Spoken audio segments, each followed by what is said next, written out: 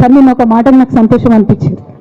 నాకు నోటీస్ రాగానే అక్కడ మహిళా ఎమ్మెల్సీలు కూర్చొని మహిళలందరినీ కూర్చొని ఫస్ట్ టైం అనుకుంటా భవన్లో 5 మహిళలు కూర్చొని ఇండిపెండెంట్గా ప్రెస్ మీట్ మాట్లాడింది. చాలా సంతోషం. ఇటువంటి అంతర్గత ప్రజాస్వామ్యం రావాలని నేను కోరుకున్నా. మహిళలకు, ఎస్సీలకు, ఎస్టీలకు, బహుజనులకు కోటరీల అడ్డంకులు లేకుండా యాక్సెస్ రావాలి, అది మైక్కి యాక్సెస్ రావాలి, బాస్కి యాక్సెస్ రావాలనే నేను అనుకున్నా. అది జరిగింది, చాలా సంతోషం. నన్ను సస్పెండ్ చేసినాక అయినా పర్లేదు, కానీ జరిగింది. నిన్న మహిళలందరూ కూర్చొని మాట్లాడే నేనేమంటున్నా అంటే కేసీఆర్ గారు, కేటీఆర్ గారు, నేను, మా కుటుంబం, మాది రక్త సంబంధం.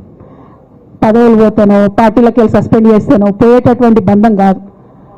కానీ ఎవరైతే వెస్టెడ్ ఇంట్రెస్ట్ ఉన్న పార్టీలు ఉంటారో, పార్టీలో ఉండి కేవలం డబ్బు సంపాదించుకోవాలనేటటువంటి ఒక ఆలోచనతో వ్యక్తిగత లబ్ధి పొందాలనేటటువంటి